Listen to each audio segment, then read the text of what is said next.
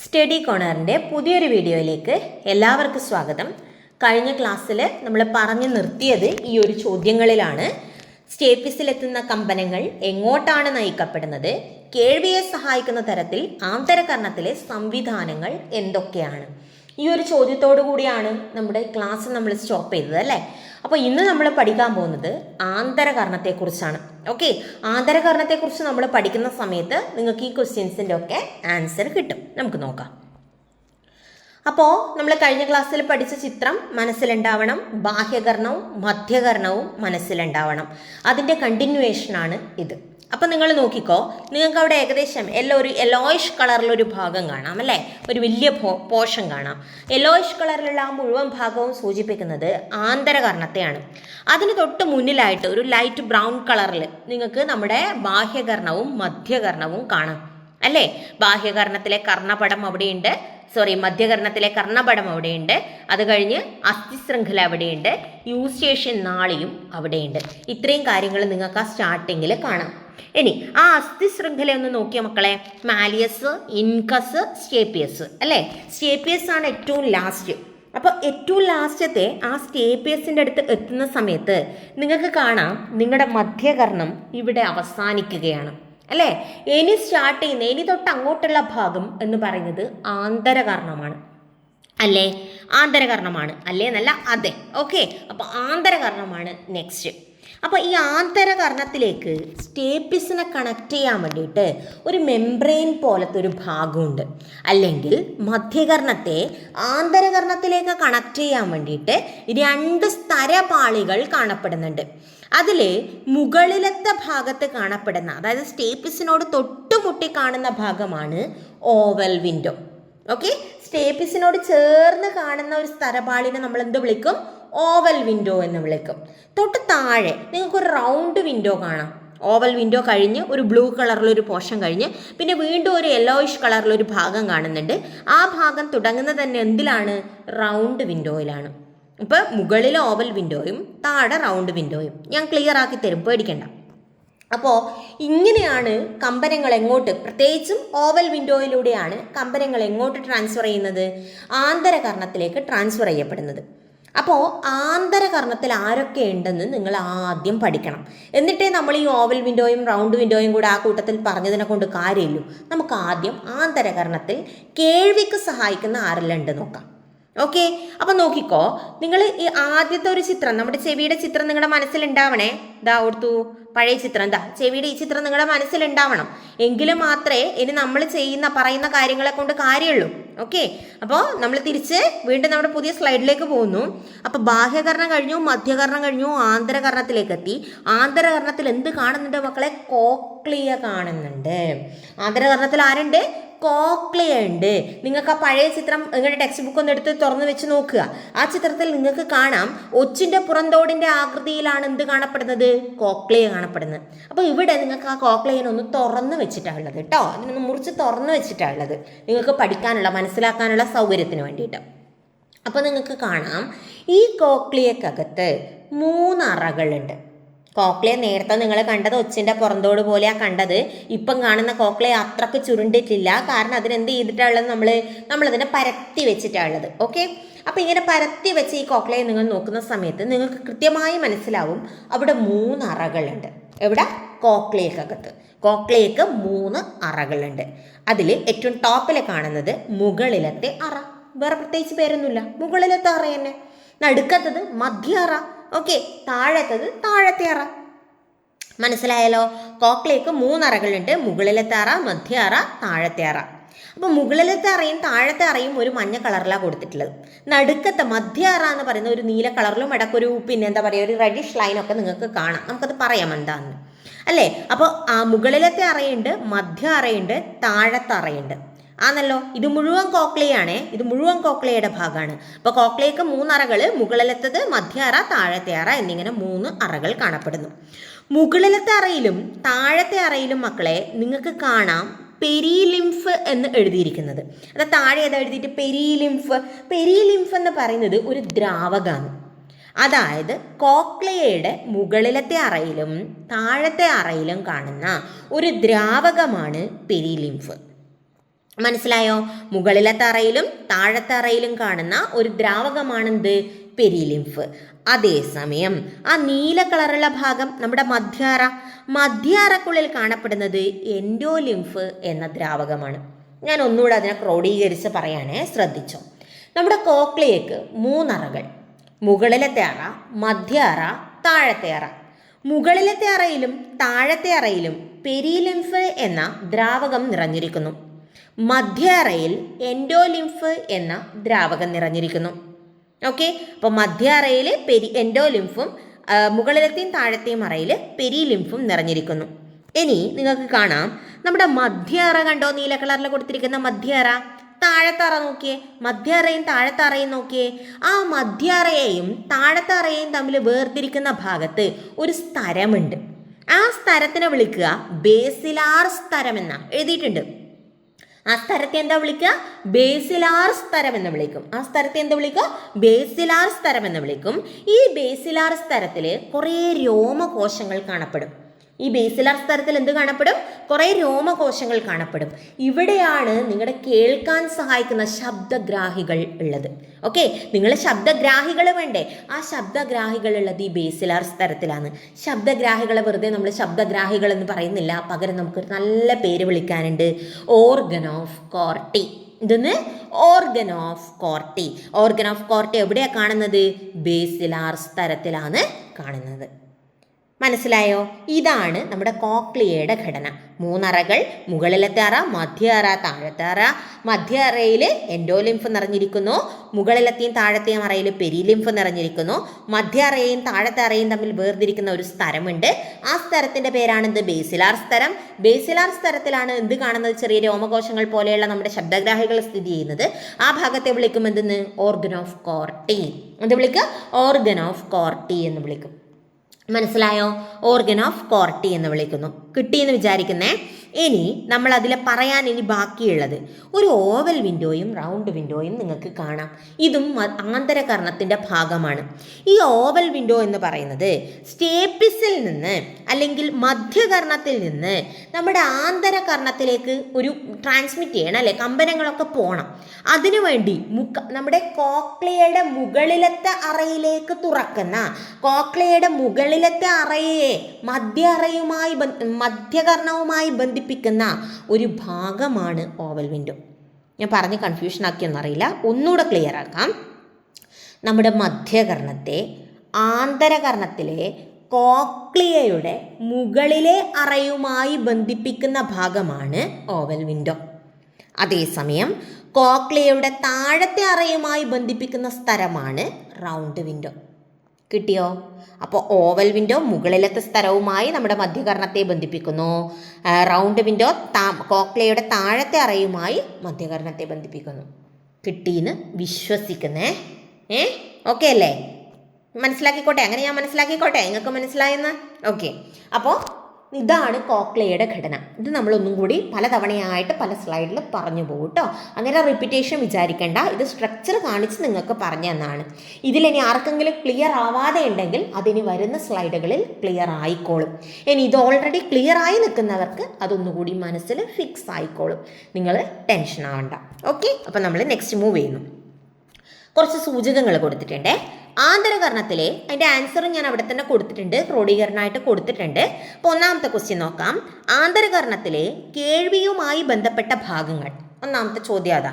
ആന്തരകർണത്തിലെ കേൾവിയുമായി ബന്ധപ്പെട്ട് വരുന്ന ഭാഗങ്ങൾ ഏതൊക്കെയെന്നാ ചോദ്യം. അപ്പം നമുക്ക് ആൻസർ നോക്കാം. ഓവൽ വിൻഡോ നിങ്ങൾ കണ്ടല്ലോ. അതാ ഇപ്പുറത്തെ ചിത്രത്തിൽ ഓവൽ വിൻഡോ. സ്റ്റേപ്പിസിൽ നിന്ന് കമ്പനങ്ങൾ വരേണ്ടത് എങ്ങോട്ടാ? ഓവൽ വിൻഡോയിലേക്കാണ്. ഞാൻ ഭാഗങ്ങൾ മാത്രമേ പറഞ്ഞുള്ളൂ, അല്ലേ? പ്രവർത്തനം കൂടെ ഒന്ന് പറയട്ടെ. പ്രവർത്തനം കൂടെ ഒന്ന് ഈ ചിത്രം കാണിച്ചിട്ട് തന്നെ പറയട്ടെ, അപ്പം നിങ്ങൾക്ക് സംഭവം ക്ലിയർ ആവും. അപ്പം നോക്കിക്കോ, നിങ്ങളുടെ സ്റ്റേപ്പിയസിൽ നിന്ന് ശബ്ദതരംഗങ്ങൾ ഓവൽ വിൻഡോ വഴി കോക്ലിയയിലേക്ക് എത്തുന്നു. മനസ്സിലായോ? നമ്മുടെ സ്റ്റേപ്പിസിൽ നിന്ന് അല്ലെങ്കിൽ അസ്ഥി ശൃംഖലയിൽ നിന്ന് ശബ്ദതരംഗങ്ങൾ ഓവൽ വിൻഡോ വഴി എവിടെ എത്തുന്നു? കമ്പനങ്ങൾ എവിടെ എത്തുന്നു? ഓവൽ വിൻഡോ വഴി നമ്മുടെ കോക്ലിയയിലേക്ക് എത്തുന്നു. കോക്ലിയയിലെ ദ്രാവകങ്ങൾ വൈബ്രേറ്റ് ചെയ്യുന്നു. കോക്ലിയയിലെ ദ്രാവകങ്ങൾ കമ്പനം ചെയ്യുന്നു. കോക്ലിയയിലെ ദ്രാവകങ്ങളിൽ ഉണ്ടാവുന്ന ഈ കമ്പനം നമ്മുടെ ബേസിലാർ സ്ഥലത്തിലെ ഓർഗൻ ഓഫ് കോർട്ടി സെൻസ് ചെയ്യുന്നു. ഓക്കെ, അതായത് ഓർഗൻ ഓഫ് കോർട്ടിക്ക് ഒരു ഉദ്ദീപനം ലഭിക്കുന്നു. ആ ഉദ്ദീപനത്തിനനുസരിച്ച് ആവേഗങ്ങൾ, ആക്ഷൻ പൊട്ടൻഷ്യൽസ് ക്രിയേറ്റ് ചെയ്യുന്നു, ആവേഗങ്ങൾ ഉണ്ടാകുന്നു. ഈ ആവേഗങ്ങൾ ശ്രവണനാഡി വഴി മസ്തിഷ്കത്തിലേക്ക് എത്തുകയും മസ്തിഷ്കത്തിൻ്റെ കേൾവിയുമായി ബന്ധപ്പെട്ട കേന്ദ്രത്തിലേക്ക് എത്തുകയും നിങ്ങൾക്ക് കേൾവി എന്ന അനുഭവം ഉണ്ടാവുകയും ചെയ്യുന്നു. ഞാൻ റിപ്പീറ്റ് ചെയ്യാം, പേടിക്കേണ്ട. ഓവൽ വിൻഡോ വഴി സ്റ്റേപ്പിസിൽ നിന്നുള്ള ശബ്ദതരംഗങ്ങൾ നിങ്ങളുടെ കോക്ലിയയിലേക്ക് എത്തിക്കുന്നു. ഓക്കെ, അതായത് ഓവൽ വിൻഡോ വഴി മധ്യകർണത്തിലെ കമ്പനങ്ങൾ കോക്ലിയയിലേക്ക് എത്തുന്നു. കോക്ലിയയിലെ ദ്രാവകങ്ങൾ കമ്പനം ചെയ്യുന്നു. എൻഡോലിംഫും പെരിലിംഫും കമ്പനം ചെയ്യുന്നു. എൻഡോലിംഫിലുണ്ടാവുന്ന കമ്പനങ്ങൾ ബേസിലാർ സ്തരത്തിലെ രോമകോശങ്ങളെ അല്ലെങ്കിൽ ഓർഗൻ ഓഫ് കോർട്ടിയെ ഉദ്ദീപിക്കുന്നു. ഒരു ഉദ്ദീപനം അവിടെ കൊടുക്കുന്നു. ആ ഉദ്ദീപനത്തിൻ്റെ ഫലമായി ആവേഗങ്ങൾ ഉണ്ടാകുന്നു. ഓർഗൻ ഓഫ് കോർട്ടിയിൽ ആവേഗങ്ങൾ ഉണ്ടാകുന്നു. അത് ഗ്രാഹികളാണ് സെൻസ് ചെയ്യുന്നു. അത് ശ്രവണനാഡി വഴി നിങ്ങളുടെ മസ്തിഷ്കത്തിലേക്ക് പോകുന്നു. ഓക്കെ, ഇതാണ് പ്രോസസ്സ്. തിരിച്ചു വരാം. ആന്തരകർണത്തിലെ കേൾവിയുമായി ബന്ധപ്പെട്ട ഭാഗങ്ങൾ ഇനി സുഖമായിട്ട് നിങ്ങൾക്ക് പറയാലോ. Oval window, cochlea, round window. Oval വിൻഡോയുടെ അതേ ധർമ്മം തന്നെയാണ് റൗണ്ട് വിൻഡോയും ചെയ്യുന്നത് മക്കളെ. ശബ്ദതരംഗങ്ങളെ ആന്തരകർണത്തിലേക്ക് എത്തിക്കുക എന്നുള്ളതാണ് രണ്ടുപേരുടെയും ഡ്യൂട്ടി, ഓവൽ വിൻഡോയുടെയും റൗണ്ട് വിൻഡോയുടെയും. കൺഫ്യൂഷൻ്റെ ആവശ്യമില്ല. ഓക്കെ, അപ്പോൾ oval window, cochlea, round window, ശ്രവണനാഡി എന്നിവയാണ് ആന്തരകർണത്തിലെ കേൾവിയുമായി ബന്ധപ്പെട്ട ഭാഗങ്ങൾ. കിട്ടിയോ? അപ്പോൾ കേൾക്കാൻ വേണ്ടി നിങ്ങളെ സഹായിക്കാൻ ആന്തരകർണത്തിൽ ആരൊക്കെയുണ്ട്? ഓവൽ വിൻഡോ ഉണ്ട്, റൗണ്ട് വിൻഡോ ഉണ്ട്, കോക്ലിയ ഉണ്ട്. പിന്നെയോ കോക്ലിയ കഴിഞ്ഞ് കോക്ലിയ എന്നല്ല സിഗ്നൽസ് എങ്ങോട്ട് പോകണം? ബ്രെയിനിലേക്ക് പോകണം. ബ്രെയിനിലേക്ക് കൊണ്ടുപോകാൻ ആരുണ്ട്? ശ്രവണനാഡിയുണ്ട്.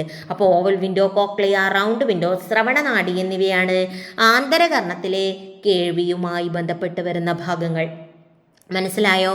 ആന്തരകർണത്തിലെ കേൾവിയുമായി ബന്ധപ്പെട്ട് വരുന്ന ഭാഗങ്ങൾ ഇവയൊക്കെയാണ്. നെക്സ്റ്റ് രണ്ടാമത്തെ ചോദ്യം നോക്കിയ സൂചകങ്ങളിലെ രണ്ടാമത്തത് കോക്ലിയയിലെ അറകളും ദ്രവങ്ങളും.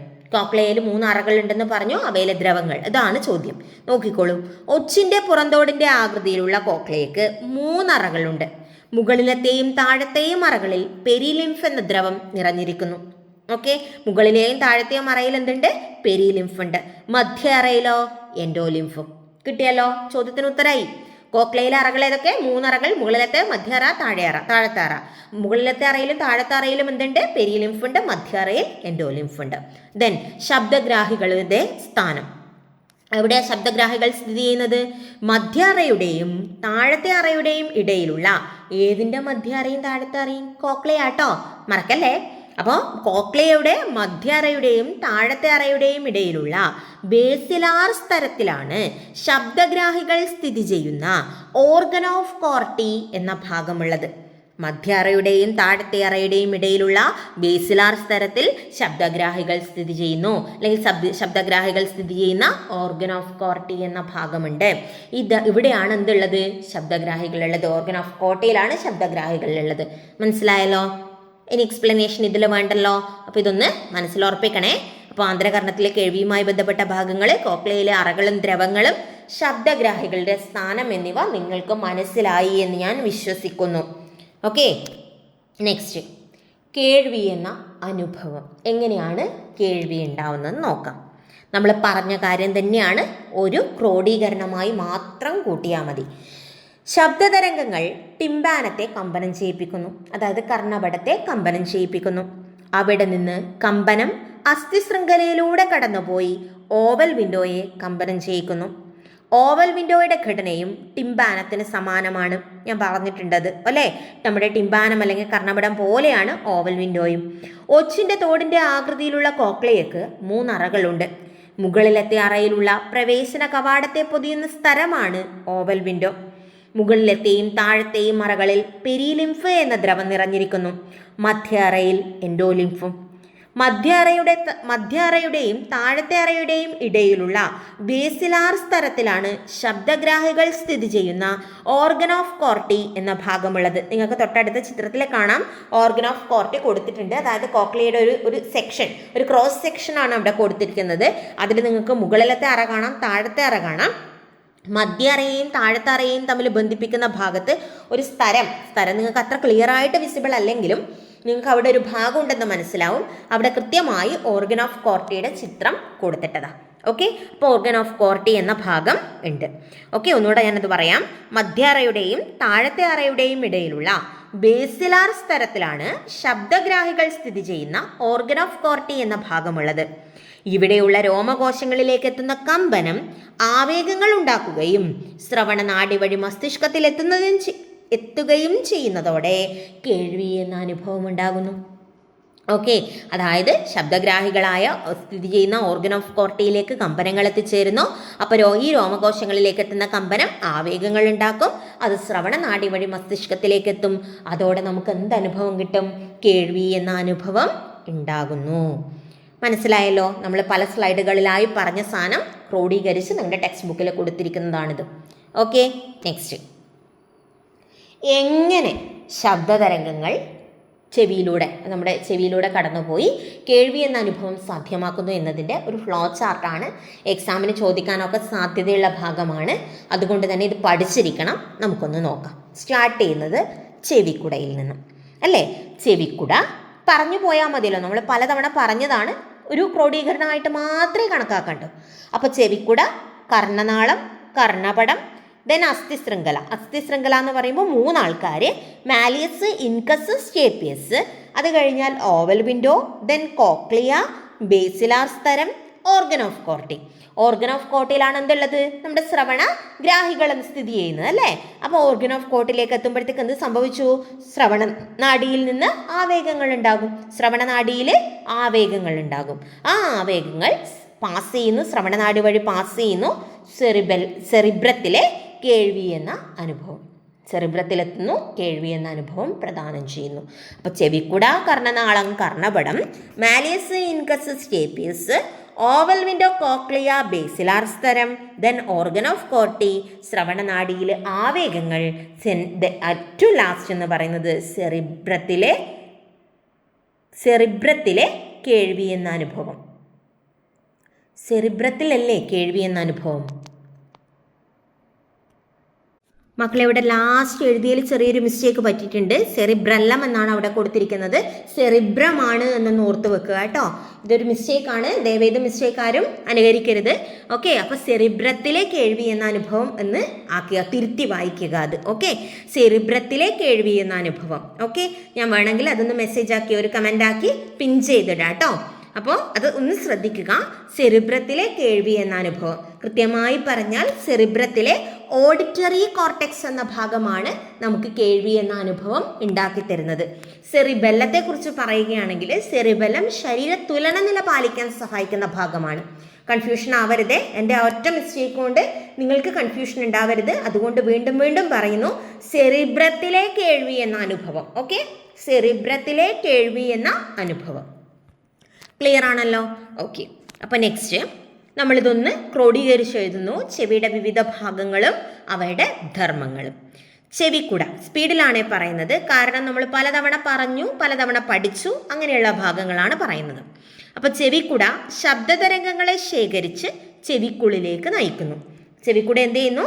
ശബ്ദതരംഗങ്ങളെ ശേഖരിച്ച് ചെവിക്കുള്ളിലേക്ക് നയിക്കുന്നു. ദെൻ കർണനാളം ചെവിക്കുടയിൽ നിന്ന് ശേഖരിച്ച ശബ്ദതരംഗങ്ങളെ കർണപടത്തിലേക്ക് എത്തിക്കുന്നു. ഓക്കെ, അപ്പോൾ ചെവിക്കുടയിൽ നിന്നുള്ള ശബ്ദതരംഗങ്ങളെയൊക്കെ കർണപടത്തിലേക്ക് എത്തിക്കുന്ന ആളാണ് കർണനാളം. അടുത്തത് കർണപടം. ശബ്ദതരംഗങ്ങൾക്കനുസരിച്ച് കമ്പനം ചെയ്യുന്നു. ശബ്ദതരംഗങ്ങൾക്ക് കണക്കായിട്ട് കമ്പനം ചെയ്യുന്ന ഭാഗമാണ് കർണപടം. ദെൻ അസ്ഥിശൃംഖല. കർണപടത്തിൽ നിന്നും കമ്പനങ്ങളെ ആന്തരകർണത്തിലെ ഓവൽ വിൻഡോയിലേക്ക് എത്തിക്കുന്നു. കർണപടത്തിൽ നിന്നും കമ്പനങ്ങളെ എന്ത് ചെയ്യുന്നു? ആന്തരകർണത്തിലെ ഓവൽ വിൻഡോയിലേക്ക് എത്തിക്കുന്ന ആളാണ് അസ്ഥിശൃംഖല. Then last one cochlea. കമ്പനങ്ങളെ, നമ്മുടെ കമ്പനങ്ങളെ സ്വീകരിച്ച് അവയെ നാഡീയ ആവേഗങ്ങളാക്കി മാറ്റുന്നത് കോക്ലിയ. അതായത് നമ്മുടെ നാഡി, ശ്രവണനാഡി ആരംഭിക്കുന്നത് എവിടെ നിന്നാണ്? കോക്ലിയയുമായി ബന്ധപ്പെട്ട ഭാഗത്തു നിന്നാണ്. അപ്പോൾ ശബ്ദകമ്പനങ്ങളെ സ്വീകരിച്ച് അവയെ നാഡീയ ആവേഗങ്ങളാക്കി മാറ്റുന്നത് കോക്ലിയ. ദെൻ ലാസ്റ്റ് വൺ ശ്രവണനാഡി. കോക്ലിയയിൽ നിന്ന് രൂപം കൊള്ളുന്ന ആവേഗങ്ങളെ മസ്തിഷ്കത്തിലെ കേൾവിയുടെ കേന്ദ്രത്തിലേക്ക് എത്തിക്കുന്ന ആള് ശ്രവണനാഡി. ഓക്കെ, കോക്ലിയയിൽ നിന്ന് രൂപം കൊള്ളുന്ന ആവേഗങ്ങളെ മസ്തിഷ്കത്തിലെ കേൾവിയുടെ കേന്ദ്രത്തിലേക്ക് എത്തിക്കുന്നത് ശ്രവണനാഡി. അപ്പോൾ ഈ ഒരു ടേബിൾ ഒന്ന് ഫില്ല് ചെയ്ത് പഠിക്കുക. Okay, next. വനത്തിനുള്ളിൽ, ഇത് നിങ്ങളുടെ ടെക്സ്റ്റ് ബുക്കിൽ തന്നെയുള്ളൊരു ക്വസ്റ്റ്യൻ ആണ്. വനത്തിനുള്ളിൽ ഒരു വലിയ മരം കടപുഴകി വീണു. വലിയൊരു മരം വീണു. ഓക്കെ, അത് കേൾക്കാൻ അവിടെ ആരും ഉണ്ടായിരുന്നില്ലെങ്കിൽ, ആരുമില്ല, അവിടെ ജീവികളോ ആരുമില്ല എന്ന് വിചാരിക്കുക. അങ്ങനെയാണെങ്കിൽ അവിടെ ഒരു ശബ്ദമുണ്ടായോ? കണ്ടെത്തും. നിങ്ങളുടെ അഭിപ്രായം എന്നാ? വലിയൊരു മരം വീണു, കേൾക്കാൻ ആരുമില്ല, ഞാനില്ല, നിങ്ങളില്ല, മറ്റു ജീവികൾ ആരുമില്ല, കേൾക്കാൻ ആരുമില്ല, കേൾവിക്കാരില്ല.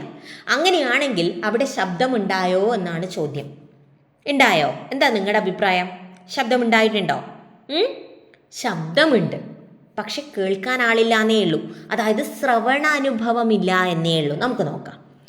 വനത്തിൽ ഒരു വലിയ മരം കടപുഴകി വീണാൽ ആരും കേൾക്കാനില്ലായിരുന്നെങ്കിൽ പോലും ഭൗതികശാസ്ത്രപരമായി അവിടെ ഒരു ശബ്ദമുണ്ടായി എന്ന് പറയാം.